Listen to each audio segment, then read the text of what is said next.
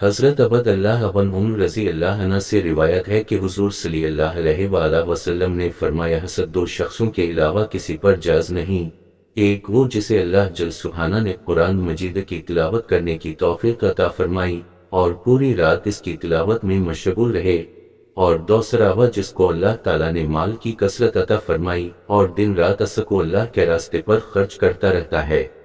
اسے بخاری نے روایت کیا۔ ام المومنین سیدہ عائشہ صدیقہ رضی اللہ عنہا آپ صلی اللہ علیہ وآلہ وسلم سے روایت فرماتی ہیں کہ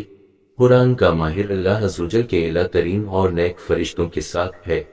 اور جس کی زبان اٹکتی ہو اس حالت میں تلاوت کرتا ہے اور اس میں بڑی دقت اٹھاتا ہے تو اس کے لیے دوہرا اجر ہے۔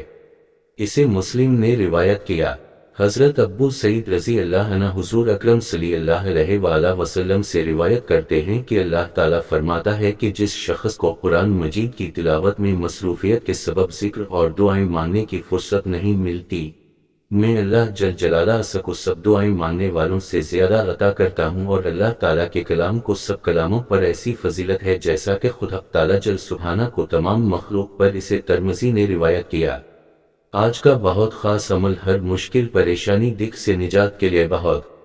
ہی خاص عمل ہے۔ رات کو سوتے وقت جب بھی آپ کی آنکھیں کھلے یہ ایک آیت کو پڑھ لے جائے، اللہ تعالیٰ سے جو بھی مانگو گے آپ کو فوراً مل جائے گا۔ یہ خاص عمل ہمارے پیارے آقا صلی اللہ علیہ وآلہ وسلم کا خود کا کیا ہوا یہ مجرب وظیفہ ہے۔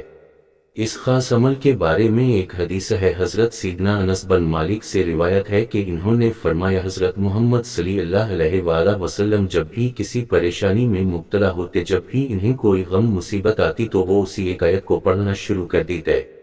آیت یہ ہے کہ یا قیوم برحمتک استغیث، ترجمہ کہ زندہ و قائم رہنے والے میں تجھ سے تیری رحمت کی فریاد کرتا ہوں، تو اللہ تعالیٰ کو جب آپ ایسے پکارو گے تو اللہ تعالیٰ آپ کی ضرور سنے گا۔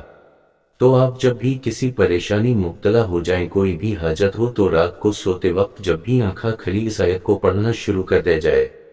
آپ نے اس آیت کو 500 مرتبہ پڑھنا ہے، انشاءاللہ آپ کی جائز حاجت ضرور پوری ہوگی۔